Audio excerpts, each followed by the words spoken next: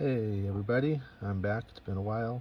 I'm going to make this one shorter than expected, I think, because I don't want to move these cards from where they're currently situated, uh, which would make it easier to show them, but I'm just going to give a quick rundown. I've just been a sucker for lots of cards for a little bit of money. That same store, I don't remember if I made a video about the store that I've been going to, about 25 minutes away from me. It's a pretty cool store, really nice owner, and they have a lot of not commons, even junk wax and or recent cards that are just like the base cards. I'm an old guy, I just got back into collecting. I like cards and I don't really worry about rare parallels or anything like that. So except for that stuff right there, that didn't come from this stuff. But anyways, I bought, you can see that box that is under there. It said $30, and it's like a 5-row box. I think that's like 5,000 cards. I bought 2 of those, and I bought a few other smaller boxes for $70.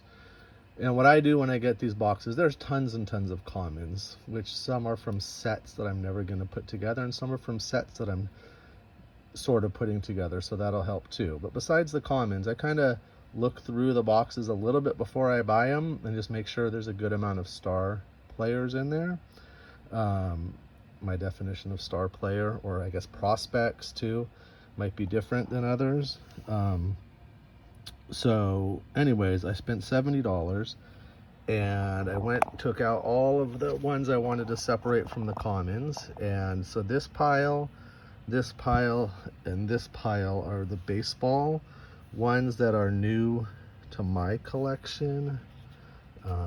Some of them are leaders cards. There's Aaron Judge. They're all, I got them all alphabetized. Kershaw, Machado, Marichal, Eddie Matthews. They're all cards that are, you know, worth a quarter, maybe worth $1. But my theory is if I spend $30 on this giant box, if there's 120 cards that I would have maybe pulled out of a quarter box, then I'm breaking even. So I spent $70 on a bunch of stuff. These baseball ones that I did not have a copy of that card yet, I counted 635 cards that are going into my collection. Altuve, got some old guys on new cards. Got Bellinger, Mookie Betts. So again, not valuable cards, but they're valuable to me. And then there was some football and basketball, and I don't collect those too much. So most of those were new for me, not ones that I already had. Sorry, these are sideways. But you got some Josh Allen, Terrell Davis.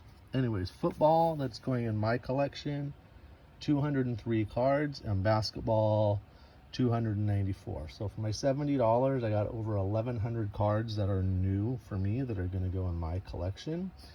And this pile of baseball, and this small pile of basketball and football are ones that either had duplicates in this collection that I bought, or I already just had in my collection. So there's Yadier Molina. There was probably Paul Molitor, that Brewers, Dale Murphy and Phil Niekro on a leaders card. Stuff that I probably never sell even for a quarter. Dave Parker. So these piles go in my boxes of trade or sell. Small amount of basketball that I already had or were duplicates here. So trade and sell cards, I came up with 635. I put them in these boxes that I write for sale trade, and I've never really sold a card. I've traded with this one local guy before I even got back into cards. We made some trades I need to get back in touch with, that he'll probably be down to trade some things like this. And then these piles are the baseball, my like current players, recently retired players, prospects that I haven't got. Jose Ramirez, guys that I kind of have in my regular collection, but I need to just put in a box to the side for now before I add them to my main boxes of my collection, because those main boxes of my collection are just getting too full.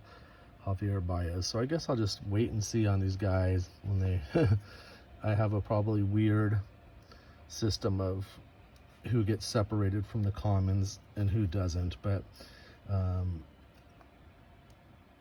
Austin Riley. So anyways, that was another, I just measured these ones based on how tall they were compared to other stacks. There's probably 400 plus cards that are going in my prospects, current players situation. So anyways, I figured there's over 2,000 cards that I thought were worthwhile that I got from this for $70. So it worked out for me. It's fun, and then gets kind of tedious sorting through them all. I mean, pulling them out of the boxes and like, oh, I got this Hank Aaron, oh, I got this Warren Spahn, I got this Josh Allen. That's the fun part. And then I sort them by sport, I alphabetize them, I go through and see which ones I have, which ones I need, and then I put them away.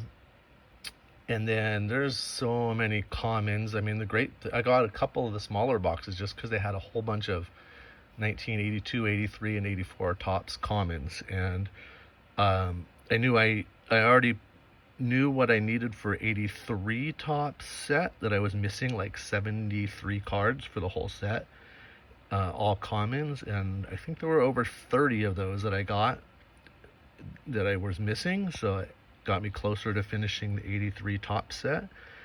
And I haven't gone through my childhood cards yet for 82 and 84 and some of those other years, but I'm sure there's some that'll be useful in that. So anyways, I think I'm going to take a break from spending a little bit of money on a lot of cards and go back to getting some cards that fit into more of my projects I'm working on, like all the Hall of Famers from the 70s.